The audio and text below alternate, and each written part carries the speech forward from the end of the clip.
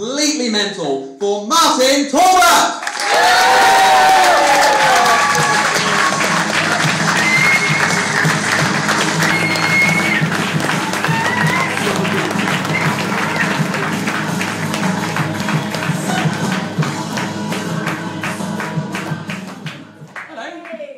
Everyone alright? Yeah! Excellent. Well, my name's Martin, and for those of you who don't know me, I thought I'd do a little introduction to myself. I'm from a village. Anyone else from a village? Yeah. Sorry, can you put your hands up? Right. 5. Brilliant. You could be parish council, I'm telling you. Well, yeah, I lived there for the best part of a decade, and you sort of learn a few things about villages where you come to a place like this and they don't accept corn as currency. People in villages, they'll just stand on street corners and just talk to each other, even if they don't know each other. The only time this ever happens in a city is if you're trying to score crack, or if you're selling your body for a pre-arranged fee. Which also doesn't happen in villages, because as we all know, you get your pleasure from the village bike, who has a flat rate of free magic beans and a carrot. Wish I could tell you that she used the carrot for eating. She puts it up. Yeah.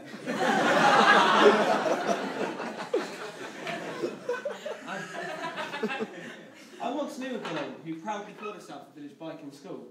Last time I checked her Facebook status, she managed to misspell lol. But yeah, I wasn't born in a village though. I moved there. So I think it was the first time it really dawned on me that I was in a village environment would be at school. Teacher would do the register. Anderson, here. Anderson, here. Anderson, here. Anderson Brown, here. Brown Anderson, here. Brown, here. Brown, he's sick, sir. He's caught a disease off his brother. They've narrowed it down to syphilis or chlamydia. This meant the registers were nice and short, so we had more time to play football, cricket, and shag chase. Okay, I made that last one up. That wasn't a game. That was a compulsory lesson. Usually in schools, they try and split siblings up in classes, but not in this one. Painful.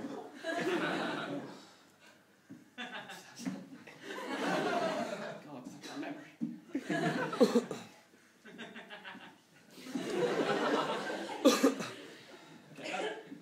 Quick audience participation here. Right. What was the worst thing that there was an insult that they could throw at you in primary school? Your mum. Your mum? Your mum? Okay, primary school. I had one in that since secondary.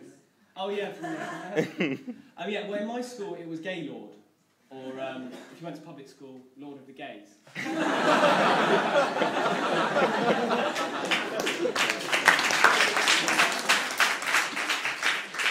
And if Peter Jackson ever directed a porn film starring Michael Flatley,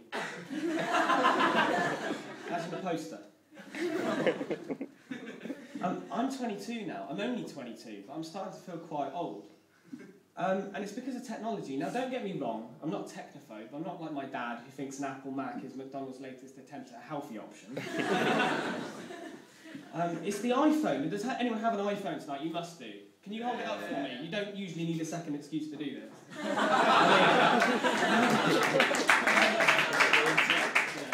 No, yeah, one iPhone. Come on, disappointing. No, 2. Okay. Excellent. No, I just really want one. I want to see you to Target later. Yeah, but we're losing the art of conversation now. You know, I asked my mate how he's doing down the pub, and he pulls out this thing and says, well, according to my Facebook status, I'm very anxious at the treacherous road ahead. I've developed a blissful sense of nostalgia. Lol. I'm thinking, not bad, how you doing, mate, would have done. But, yeah, but it's running pub quizzes as well. At least you used to have to have an intelligent friend, or someone stationed on Wikipedia. And there was that anxious wait between when the question was asked and when you get the answer back. Enough time for you to put Henry VIII or Hitler or Jeremy Kyle for who had the biggest hit single of 1987, realising that the biggest bastards in history round had already finished.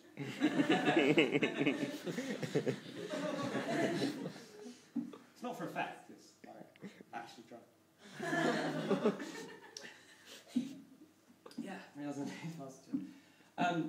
yeah, and you took whatever they said as gospel. You know, they could have said anything. They could have written down fuck knuckle for any answer. And you would have put it down. And if you had put it down for who had the biggest hit single of 1987, you would have been right. Because it was Rick Astley. My mate came down from Leeds recently, which is me. I know 2 fans on that one already, brilliant. Yeah, he's quite eccentric. He went down the corner shop for some milk and some bread, came back with some milk, some bread, and 2 porn mags. No word of lights, it's him. And it just got me thinking, like, who's still buying porn mags now? Because we've got the internet. And I wasted my money. No, you didn't. You brought it into my house. So. Yeah, so who's still buying porn mags now? We have the internet. So, and if you don't have a computer, buy one. They're expensive, but so is time. And you spend a hell of a lot of that trying to rub one out over Rita, age 56, who's plastered her saggy jugs all over page 34. Hubby Derek is down the pub. Or if you have an adventurous side, or you know, you like the thrill of getting caught, go down to the public library. Most of them have computers now. And you could get a quick one out before they permanently take away your library card and eject you from the building.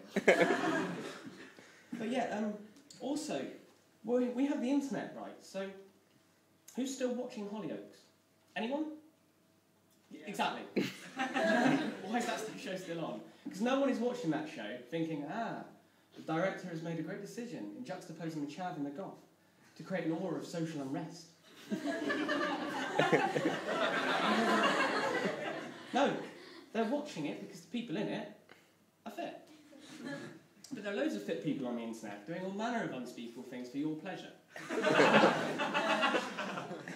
And they're not doing it whilst badly reading out a terribly written script in an unconvincing northern accent. So next time, if you leave Hollyoaks on after The Simpsons, next time, do me a favour, don't. Skip the foreplay and get the laptop out. I mean, obviously only if you're on your own, don't be doing it in front of the family. Because they won't appreciate the production values. On the subject of sex, which has been talked about quite a lot recently, in this room, not the news, bong, sex, no. On the subject of sex, I read recently that male giraffes initiate mating by coughing at the female. I was comforted, it's true, and I was comforted to know that I wasn't the only one who used this technique. And I'll be on the sofa with my girlfriend, who's in the audience tonight. Let you guess which one. Yeah. Be like, nothing. Still nothing, surprisingly. So I pull out the A game, use the eyebrows. At this point, she's reaching for the strepsils and handing me a glass of water. I tried to be subtle as well. I tried to send a little text like, this bed is way too big for just me. She comes around. She brings around the biggest teddy for me to spend the night with. No, seriously, that teddy is a good fuck.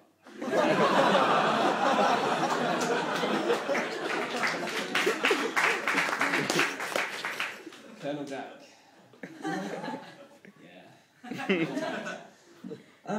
Yeah. Or we could be on the sofa watching TV and I'm thinking, a little bit horny, so I'll go, fancy an early night? She'll be like, yeah. Make sure you take the bins out, you've locked the doors and windows, and that you've turned the TV off. And not standby off like you usually do it, off. And I'm thinking, yeah, this is foreplay. Thinking, I bet you want the doors locked. And we can't have you wasting energy on the TV now, can we? It's not. She's already asleep. I think I just need to be a little bit more direct, like Gordon Ramsay. Have you ever seen his recipes? It's just one word for everything. There's no measurements like Delia, no Essex bullshit like Jamie, and no food fucking like Nigella. It's just pan, oil, food, eat, shit, sleep, done. But he's been in a little bit of trouble recently for infidelity.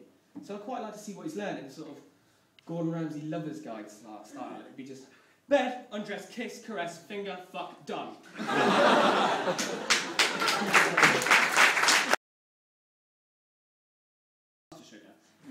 And I bet when he climaxes as well, he says, "I'm coming, yes, yes." And the poor girl just has to look at that cavernous face and say, "Yes, chef." I've been Martin Talbot, and you've been fucking brilliant, Chamberlain. So thank you very much.